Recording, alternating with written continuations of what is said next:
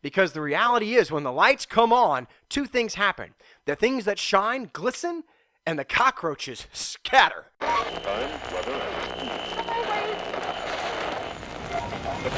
And it's really simple, because if you start with the wrong perspective, you'll make the wrong choice.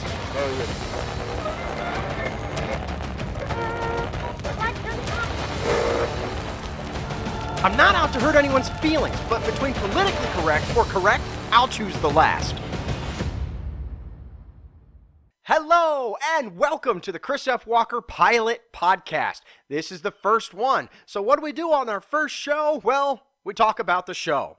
You see, I believe holistically that when people are trying to figure out where they should spend their time, what they're really looking for is a positive influence, which is going to help gain them some good perspective with their decision-making process, with their some practical application areas.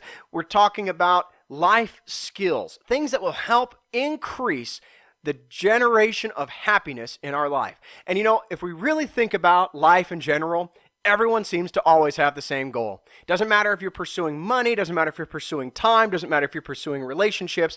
What you're ultimately looking for is that one key element that everyone strives for their entire life: happiness. And if you really think about it, happiness kind of makes sense to pursue, because if you're not happy, what are you? You're probably miserable, or at best, bored. So I have found that in the process of trying to pursue happiness, many times what we have to do is seek solid perspective from outside sources that will help gauge whether or not we're making the right decisions. Because the truth is, and we all know it, that from the time we're born to the time we die, there's only a certain amount of time that we have allocated to us, and what we do with it matters. So what we have to do is pursue making right decisions and choices with as much vigor as possible, because it's not just us who's on the line, folks. The reality is, if I'm a husband and a father, so if I make poor decisions, it's not just me who's going to suffer. I'm going to hurt my wife. I'm going to hurt my family. Okay? And what about my friends and all the people who are around me?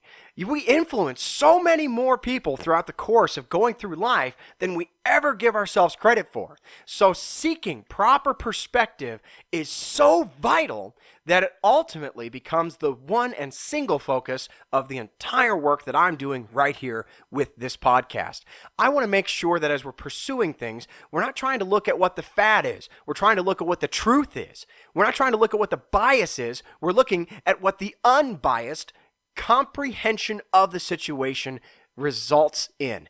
Meaning, it's not always about how we feel about something. Instead, it is about how we can make proper decisions based off of truth, knowledge, fact, and then make sure that we make choices which will generate good feelings in the long run. Sometimes we got to make hard choices, but that doesn't mean that they're wrong. In fact, it's quite the opposite. Usually, the right answer is very simple. We just don't like it. So we choose something else in the hopes that we can have a good feeling about it. But the reality is, we know it was wrong, and it leads to wrong decisions, and it leads to wrong results, and then we wonder why it feels wrong. Well, because we didn't do it right. Sometimes it sucks to have to do the right thing, but doing the right thing over and over again is the only solution which will bring long-term, lasting benefits, not just for yourself, but throughout generations. So that is the basic premise of this show. I want to help people have a different perspective. I'm not telling anyone how to think. I'm teaching them how they should make decisions. I'm not trying to tell anyone this is the right answer. I'm trying to give you perspectives that should look at it so where generating the right answer becomes second nature. Because ultimately, if my desire in life is fulfilled, then my work will be self-defeating. Eventually, if no one needs my help, I won't need to work. And that would actually be the goal that I'm going for.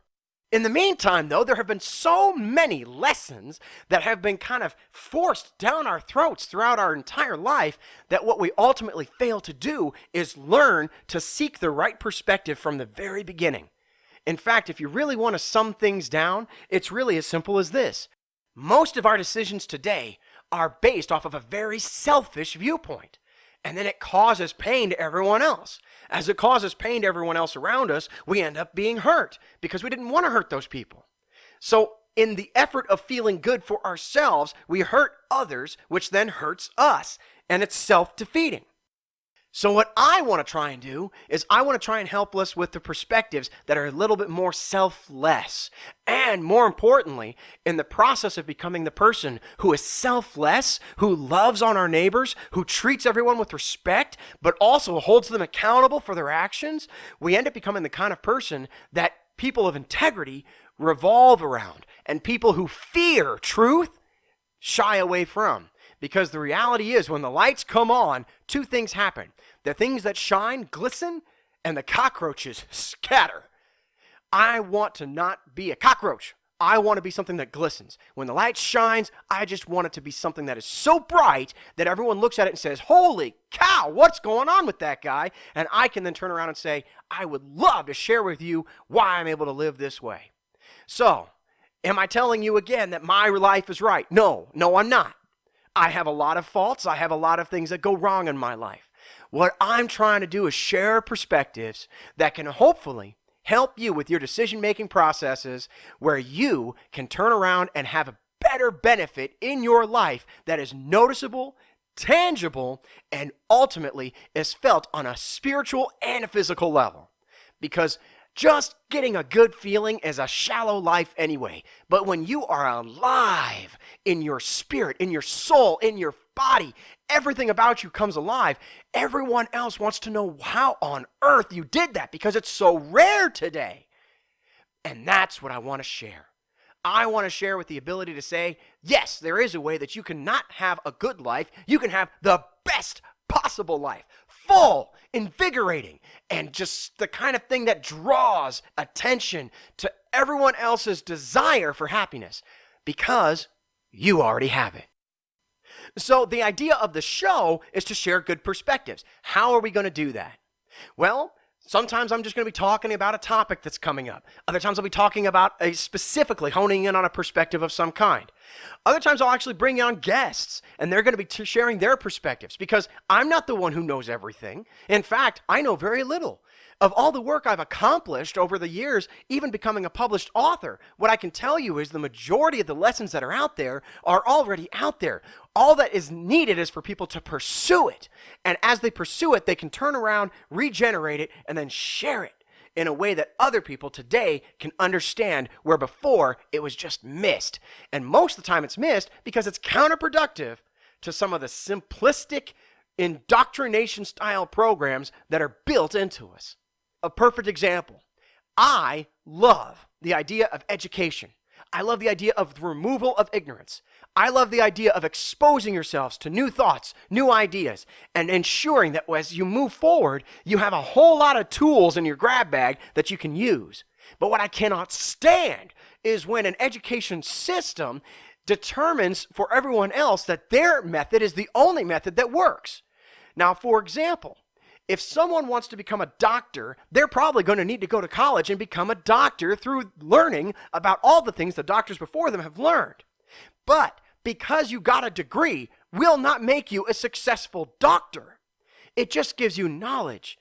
The true reality of success in anyone's life always, let me say that again, always revolves around application. Those who do accomplish. Those who do not don't. So I want to thank you in advance for spending some time with me, because if you've read any of my books, one of the things you'll see hit on over and over again is I truly believe that time, T-I-M-E, is the most important commodity we have in our lives. It is not money, it is not love, it is not relationships, it is time, because that is the one element that is the same for absolutely everyone, and we have complete control over what we do with it. You see, the 24 hours in a day are designated for everyone, but what I do in those 24 hours is something that cannot be determined by anyone else. I am the only one who has the ability to influence that decision. And so I cannot tell you the emphasis that I put on the value of time, whether it be in the Naked Success program, whether it be in the Life Question, which just came out, whether it's in the Path. Everything that I have ever published has always screamed to the concept that what we do with our time is the most important element which will determine the outcome of the rest of our time as we invest in the initial stages. As I say something like that, in the initial stages, does that mean that I'm the kind of person who says, hey, it's too late for you if you made bad choices? Absolutely not.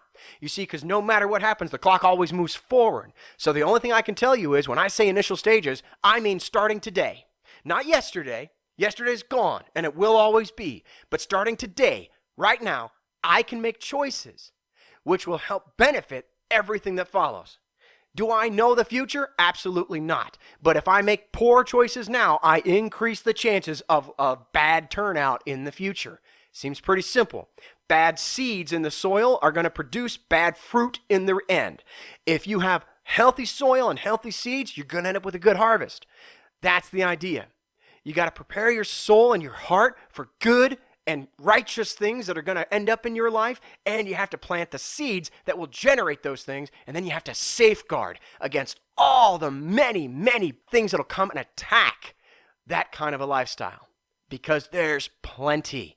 People today don't like to hear people who live lives based off of ethics, morals, values, and most of all, absolutes. It's so scary how many people don't want there to be absolutes. The problem is that absolutes exist, and the more we ignore them in our lives, the more we set ourselves up for failure. Because when you go against an absolute, you will fail. You do not have the ability or the authority to change something that is absolute. Here's a perfect example. Death. You're going to die. So am I. Somewhere in the future, we will take our last breath. It's coming. Does that mean that's a bad thing? Absolutely not. It happens to everyone. So why is it bad? What matters is what we do up until that point. So again, I'm not trying to tell you how to live your life. My goal is simply to share some experiences, to introduce you to some people who have different perspectives, and to ensure that as you listen to a show such as this, that you're tilling the soil to have good messages received, which will then turn around and through your own practical application yield positive results, which you can attest to through your own testimony. Because then you become the same person who turns around and influences all the people in your life. And it's amazing the changes that we can make in our own lives and how much impact that has on everyone around us. So I want to keep you inspired of the perspective-based life that is based around selfless decisions and truth. It is so simple once we see it. It's just hard. And I get that, because it's hard for me too. Please don't forget to follow and review the show today. Also, head over and register at the chrisfwalker.com website. There you'll find links to the Indiegogo and Patreon campaigns which help keep this show going. You'll also find links to the bookstore, gear shop, blog, and you'll stay up to date on upcoming events and live appearances. Now, let's get back to today's message. So enough about the show, let's talk a little bit about Chris F. Walker. Who am I? Why would you listen to me? Because ultimately, I'm just another voice in the wilderness.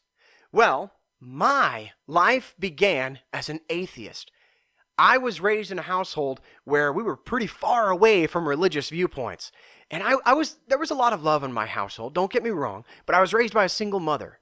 My father just chose not to be in the picture. And that caused a lot of issues later on, which I'm sure we'll explore throughout the course of this show. But what I can tell you is that my mother sacrificed over and over again just to make sure that her kids had the kinds of things that they needed to get the best childhood she thought she could provide. However, what I found out in later life was that by providing the best possible childhood, I wasn't entirely prepared for adulthood.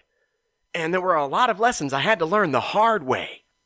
In fact, when I published my work, The Life Question, Accidental Success by Design, the main premise behind writing that particular novel was to write down as many of the different ideas that I could possibly think of that would help benefit my sons in their older lives. And the reason why is because no one had taught me those lessons. I had to learn them the hard way. And I'll tell you this, just because you learned something is wrong does not mean you've learned the right way yet. It just means you've learned another wrong way. It's very difficult for someone who's made a lot of mistakes to say that they've found the right way until they've learned to succeed at it. Yes, there are 1,000 wrong ways to do something, but all you need is one right way to make it work. When I wrote that book, I was trying to share the right perspective. Do I expect them to live by those? Reality? Probably not. I know my children, and if they're anything like I was, the fact I'm telling them this is the right answer means they're going to do the opposite. I always had to fight the system, which is funny because I also spent a lot of time in the military, where fighting the system doesn't go over very well. But nonetheless, I started out in my young adult life as a soldier. When I was young, I thought that I wanted to become, I guess, that guy. You know what I mean? The guy who could wrestle with the best of them, who could shoot guns better than everybody else, was more physically fit, could take down people with their bare hands. I wanted to become that guy. But there was a problem. Everywhere I went, someone was just a little bit faster. Someone was a little bit stronger. Someone was always just a little bit better at shooting. I was good, but I was never the best.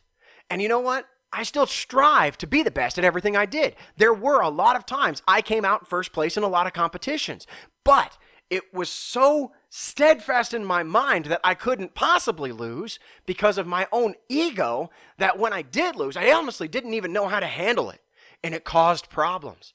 I was not the kind of person who could take a defeat very well, and it led to issues because I didn't know how to fail. It was failing and learning how to fail correctly that ultimately turned things around and helped me start becoming successful.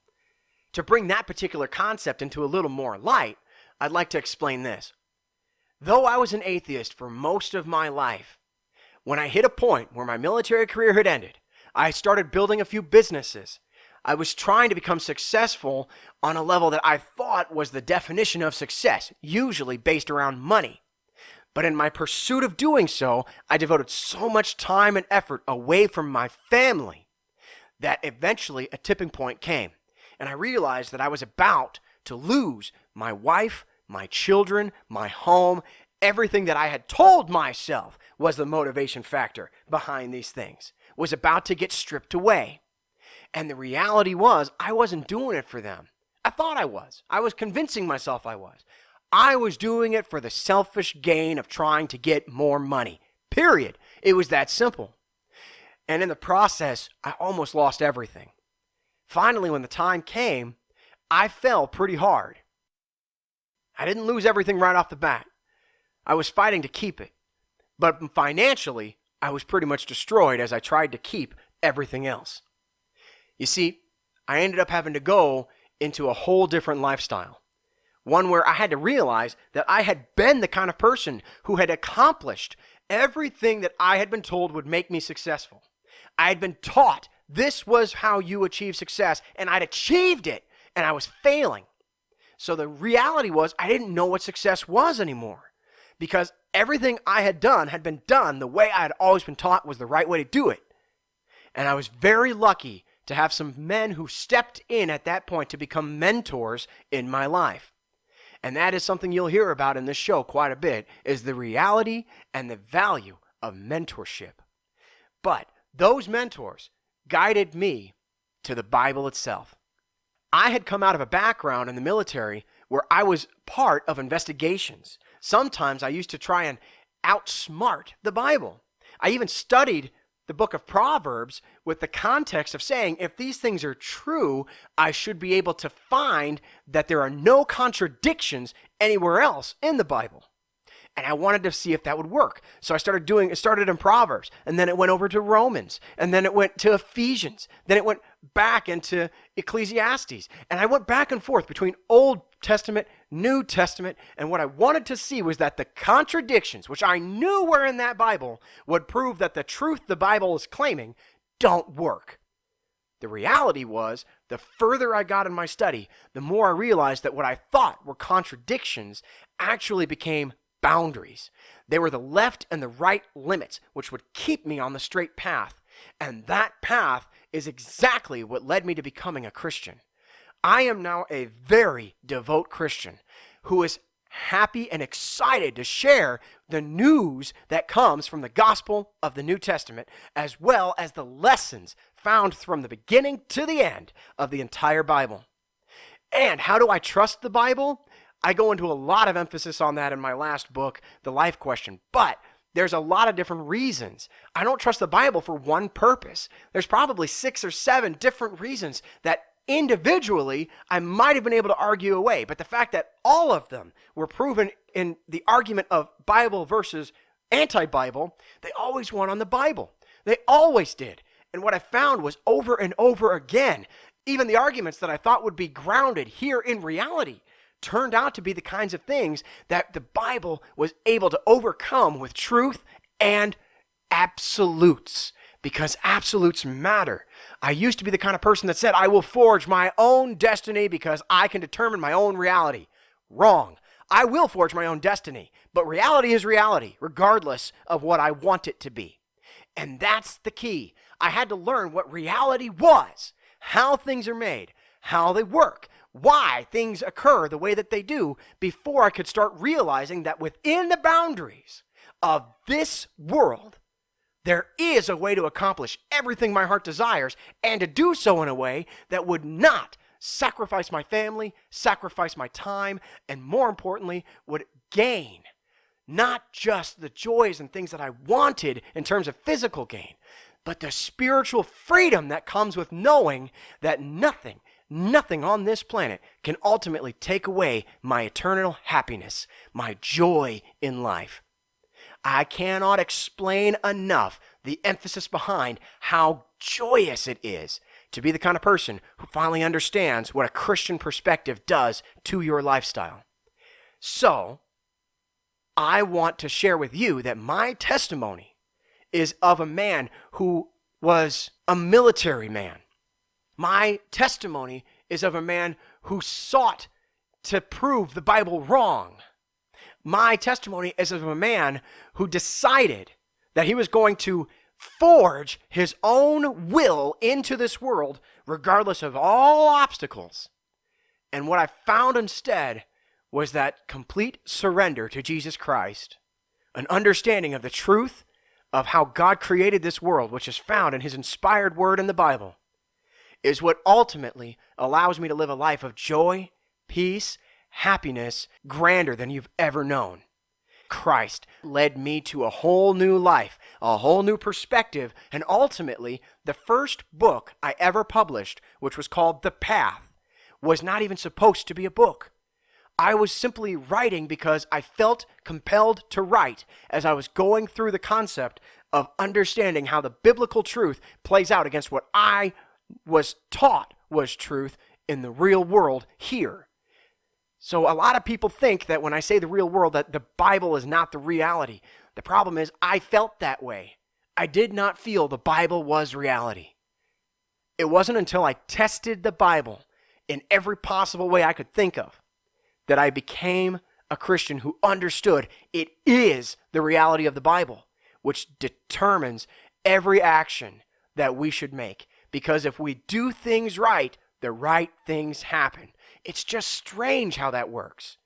But we have to understand the parameters. We have to understand the game. And it's my own testimony of failure and achieving success that I share here today, because I don't want you guys to hear how I lost. I want you to hear the lessons I learned through my failures and how I learned how to win.